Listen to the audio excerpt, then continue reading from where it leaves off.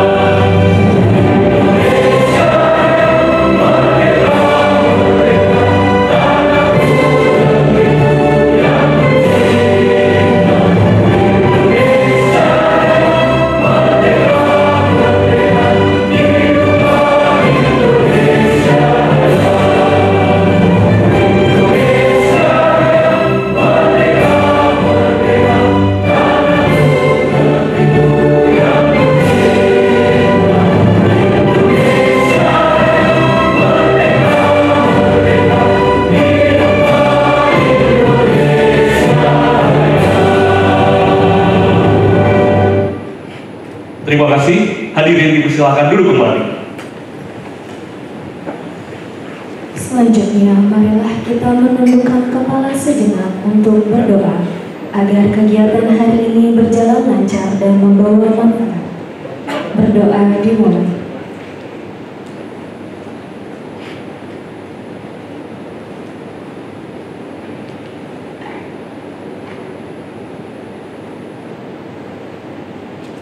Berdoa selesai. Memasuki agenda berikutnya, marilah kita simak bersama sambutan dari Ketua Komnas HAM Republik Indonesia. Kepada Ibu Anis Hidayah, kami persilakan.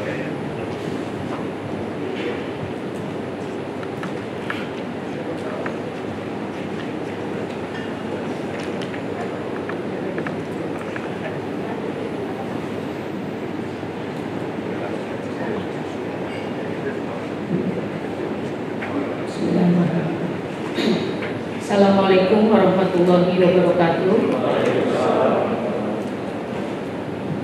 Salam sejahtera untuk kita semua. Om Swastiastu, Namo Buddhaya, salam kebajikan, salam sehat untuk kita semua. Yang saya hormati Profesor Dr. Nasaruddin Umar, Menteri Agama Republik Indonesia. Beliau adalah juga Purnabakti Komisioner Komnas Perempuan. Yang saya hormati Ibu Rita Serena Kalibongso, anggota Komisi Kejaksaan. Yang saya hormati Bapak Jastra Putra, Wakil Ketua Komisi Perlindungan Anak Indonesia. Yang saya hormati Bapak Jona Damane, PLT Ketua Komisi Nasional Disabilitas. Yang saya hormati Bapak Ari Sudar, Sekretaris Jenderal Komisi Yudisial Republik Indonesia. Yang saya hormati Bapak Fatur Rahman, PLT Direktur HAM Berat Jampitsus Kejaksaan Agung Republik Indonesia. Yang saya hormati Bapak Ibu sekalian yang mewakili kementerian lembaga yang hadir pada pagi hari ini. Pertama-tama kami dari Komnas HAM, sebelum itu saya juga ingin menyapa yang terhormat para komisioner Komnas HAM Republik Indonesia hadir bersama kita, Ibu Almike Novasiguro, Pak Uli Parulian Siombing, dan juga nanti ada beberapa anggota Komnas HAM yang akan bergabung karena masih ada kegiatan lain pada pagi hari ini. Bapak Ibu sekalian, kami ingin menyampaikan terima kasih atas kehadiran Bapak Ibu sekalian pada koordinasi kelembagaan dalam rangka tindak lanjut rekomendasi Komnas HAM pada hari ini Senin 30 Juni 2025.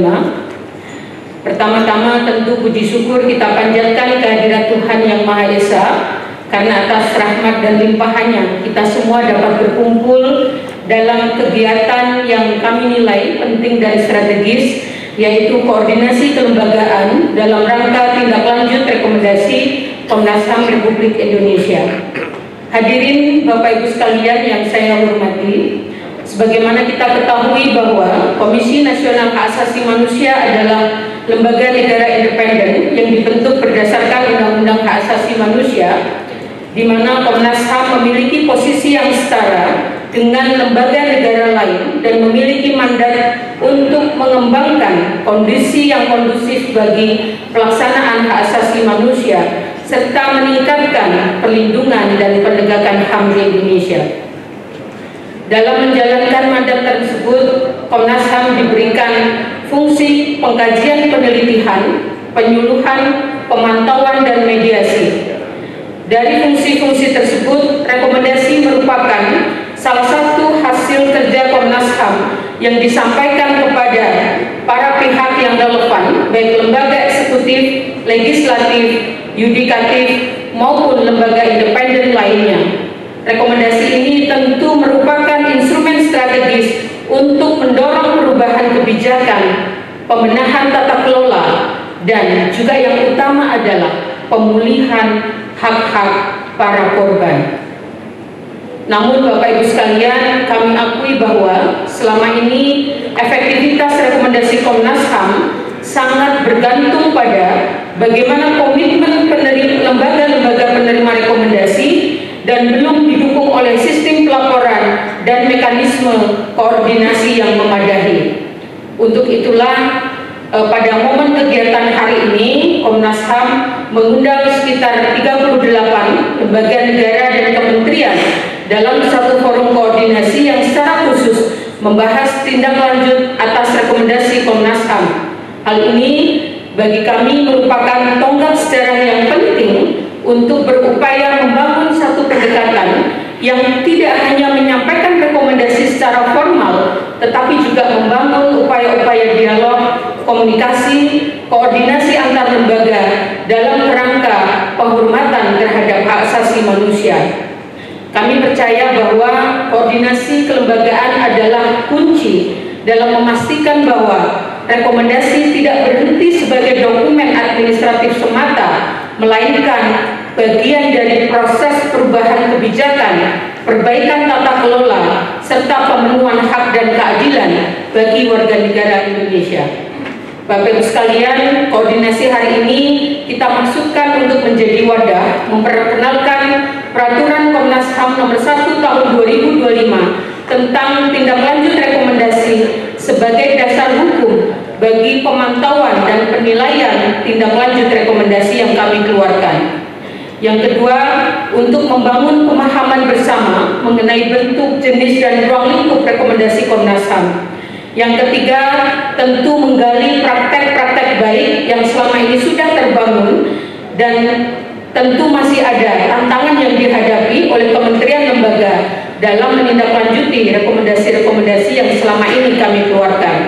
Yang keempat, tentu saja koordinasi hari ini adalah juga untuk menajamkan mekanisme pelaporan baik dari sisi substansi maupun format pelaporan tindak lanjut. Dan terakhir adalah menyepakati langkah koordinatif ke depan termasuk agenda monitoring bersama dalam forum evaluasi berkala. Hadirin yang kami hormati, bahwa kami ingin menggarisbawahi Peraturan Komnas HAM Nomor 1 Tahun 2025 yang disosialisasikan hari ini adalah hasil dari proses panjang dan reflektif yang dimulai sejak periode sebelum kami, yang kemudian kami lanjutkan. Proses ini melalui tahapan konsultasi publik tentu saja, diskusi lintas lembaga, dan harmonisasi di Direktorat Jenderal Peraturan Perundang-undangan Kementerian Hukum. Tujuan dari peraturan ini adalah untuk memperkuat tata kelola Komnas HAM dalam mengawal tindak lanjut rekomendasi. Bapak Ibu sekalian, para hadirin yang mewakili kementerian lembaga yang saya hormati, dalam kerangka ini Komnas HAM berharap bahwa tindak lanjut bukan sebagai beban administratif semata, melainkan menjadi bagian proses kita bersama untuk mendukung adanya proses kolaboratif lintas lembaga untuk perbaikan yang lebih sistemik. Izinkan saya menyampaikan beberapa contoh konkret praktek-praktek baik dan refleksi yang selama ini sudah berlangsung, bagaimana tindak lanjut rekomendasi Komnas HAM ditindaklanjuti oleh para pihak. Yang pertama adalah terkait dengan kasus tragedi Kanjuruhan, di mana Komnas HAM juga melakukan pemantauan dan penyelidikan dan menerbitkan sejumlah rekomendasi yang disampaikan kepada Presiden, Polri, PSSI, PT LIP.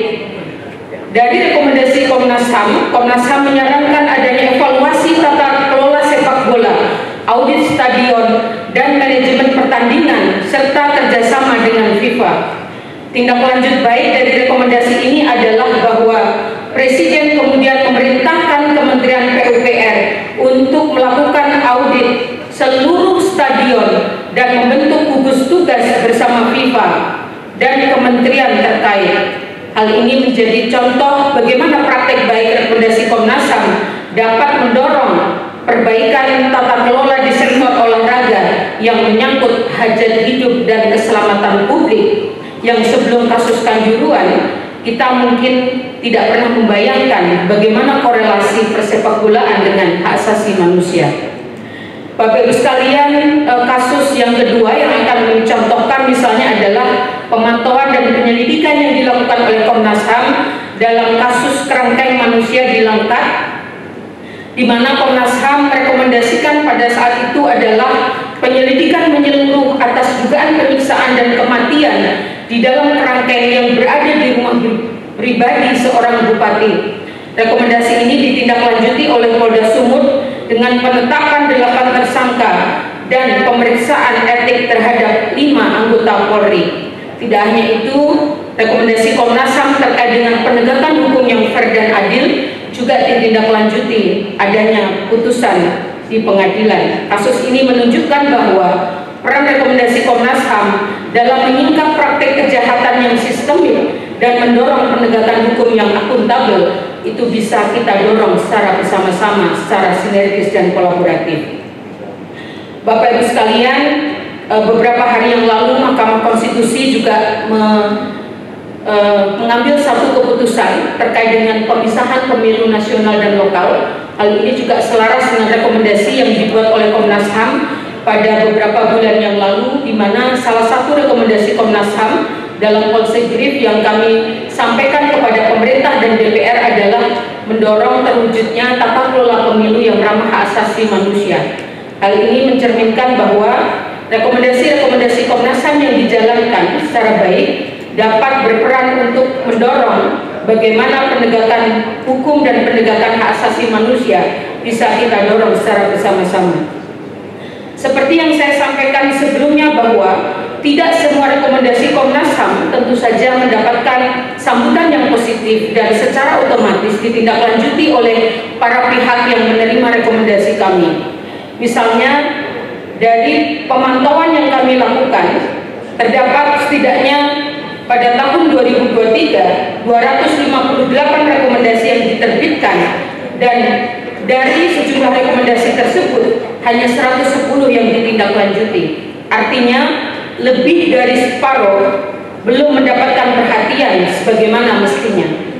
Ini saya belum menyampaikan data-data terkait dengan rekomendasi dari mediasi yang dilakukan oleh Komnas HAM, begitu juga dengan kajian dan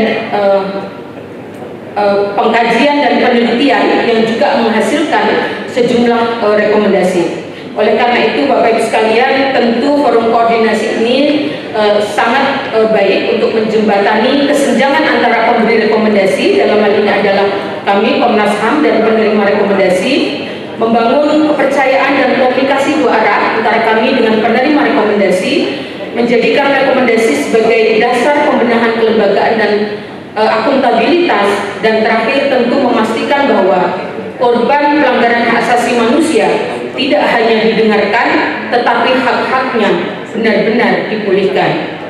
Hadirin yang saya muliakan, kami menyadari bahwa tindak lanjut rekomendasi tidak dapat berjalan dengan pendekatan yang kursif atau sepihak. Karena itu, pendekatan kami adalah pendekatan dialogis dan kolaboratif.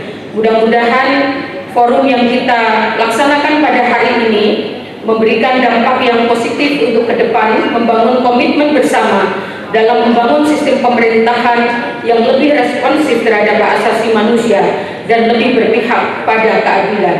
Dalam forum ini saya juga ingin menyampaikan apresiasi yang sebesar-besarnya kepada tim kepatuhan rekomendasi yang sudah menyelesaikan perkom ini yang di-lead oleh Komisioner Komnas HAM Pak Uli Panggilan Sombing dan juga timnya. Mudah-mudahan ini nanti ke depan bisa memberikan dampak yang positif, tidak hanya pada perubahan kebijakan, tapi juga sekaligus pemenuhan hak-hak korban. Demikian yang dapat saya sampaikan. Terima kasih atas perhatian dan kehadiran Bapak Ibu sekalian. Sekaligus dengan Bismillahirrahmanirrahim, forum koordinasi antar lembaga untuk tindak lanjut rekomendasi Komnas HAM saya nyatakan dibuka.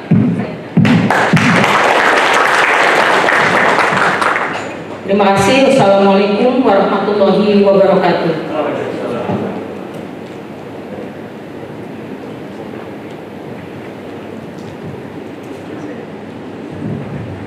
Terima kasih kami ucapkan kepada Ibu Anis Hidayah atas sambutan dan pembukaan. Selanjutnya kita akan mendengarkan sambutan dari Ketua Tim Tindak Lanjut Rekomendasi. Pada Bapak Uli Parulian Sobi, kami persilakan.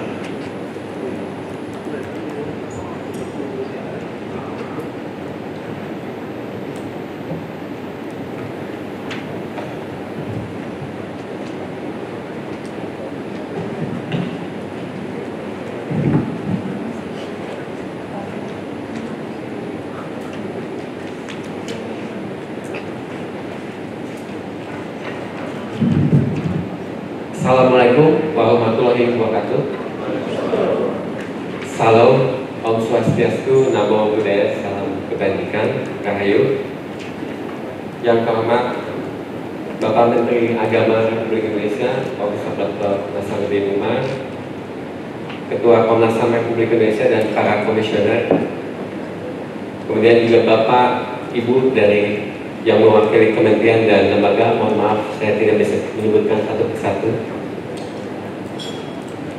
Pertama-tama izinkan saya menyampaikan rasa terima kasih dan penghargaan atas kehadiran Bapak dan Ibu dalam forum koordinasi kelembagaan ini. Saya juga menyampaikan terima kasih kepada Ketua Komnas HAM atas sambutan dan pengantar yang telah disampaikan sebelumnya, yang telah menggambarkan secara utuh konteks dan pentingnya pertemuan kita hari ini. Sebagai Ketua Tim Pemantauan Tindak Lanjut Rekomendasi Komnas HAM, pada kesempatan ini saya ingin berbagi secara singkat mengenai proses penyusunan Peraturan Komnas HAM Nomor 1 Tahun 2025 tentang tindak lanjut rekomendasi yang telah disahkan pada awal Februari tahun ini dan menjadi bagian penting dari kerja Komnas HAM dalam memperkuat akuntabilitas tindak lanjut atas rekomendasi yang dikeluarkan. Peraturan ini lahir dari kebutuhan internal Komnas HAM untuk memiliki pijakan yang lebih kokoh dan sistematis dalam memastikan bahwa setiap rekomendasi yang kami keluarkan tidak berhenti pada dokumen tertulis, tetapi dapat diapresiasi secara nyata oleh para penerima rekomendasi. Selama ini Komnas HAM telah berupaya memonitor tindak lanjut rekomendasi oleh penerima rekomendasi Komnas HAM. Namun memang harus diakui bahwa belum tersedia kerangka normatif yang secara khusus mengatur hal tersebut secara menyeluruh dan terukur. Pada tahun 2023, sidang paripurna Komnas HAM membentuk sebuah tim kecil dengan mandat menyusun rancangan peraturan tersebut. Tim ini diawali bernama Tim Tolak Ukur Kepatuhan Rekomendasi Komnas HAM. Kemudian pada tahun berikutnya 2024 diperpanjang masa kerjanya dan diubah menjadi Tim Pemantauan Tindak Lanjut Rekomendasi Komnas HAM dengan tugas yang sama namun cakupan yang diperluas. Secara umum, tujuan dari penyusunan peraturan ini adalah untuk memberikan kepastian hukum terhadap rekomendasi Komnas HAM dan proses tindak lanjutnya, sekaligus penyediaan pedoman penilaian yang dapat menjadi dasar pemantauan yang objektif dan terbuka. Harapan kami, keberadaan peraturan ini juga akan mendorong semakin banyak lembaga dan instansi negara untuk merespons rekomendasi Komnas HAM secara lebih proaktif dan konstruktif. Pada proses penyusunan ini, kami tempuh melalui pendekatan yang terbuka dan partisipatif. Kami tidak hanya bekerja secara internal, tetapi juga melibatkan berbagai pihak untuk berdiskusi dan memberikan masukan. Kami berdialog dengan lembaga-lembaga negara yang memiliki peran pengawasan, dengan para akademisi dan pakar hukum tata negara, hingga mantan komisioner Komnas HAM dari berbagai periode. Banyak dari mereka yang telah memberikan pandangan yang mendalam dan bijak, baik dari sisi teori maupun dari pengalaman praktek kelembagaan. Selain itu, kami juga menyelenggarakan beberapa forum konsultasi publik yang melibatkan perwakilan pemerintah pusat dan daerah, lembaga pengawas, BUMN dan sektor swasta, organisasi masyarakat sipil, serta unsur masyarakat lainnya. Forum ini menjadi ruang yang sangat bermanfaat bagi kami untuk menyempurnakan substansi peraturan, sekaligus menjadi pengingat bahwa keberhasilan pelaksanaan rekomendasi Komnas HAM sangat tergantung pada keterlibatan semua pihak. Salah satu tahapan penting dalam proses pertemuan Komnas HAM, proses ini adalah pertemuan Komnas HAM dengan Komisi 3 DPR yang memberi dukungan positif atas inisiatif menyusun peraturan ini. Komisi 3 menilai bahwa keberadaan regulasi ini penting dalam memperkuat kedudukan rekomendasi Komnas HAM serta meningkatkan akuntabilitas lembaga-lembaga negara dalam memenuhi kewajiban konstitusionalnya di bidang HAM. Kami sangat menghargai perhatian dan dorongan tersebut yang memberikan makna tersendiri bagi keberlanjutan proses penyusunan regulasi ini. Berkat dukungan tersebut, Komnas HAM kemudian mengajukan rancangan peraturan ini ke Kementerian Hukum dan HAM pada saat itu untuk menjalani proses harmonisasi. Proses harmonisasi kami lalui dalam beberapa tahap dengan banyak masukan teknis dan perbaikan redaksional yang bertujuan untuk menyempurnakan muatan norma serta kesesuaian dengan sistem hukum nasional.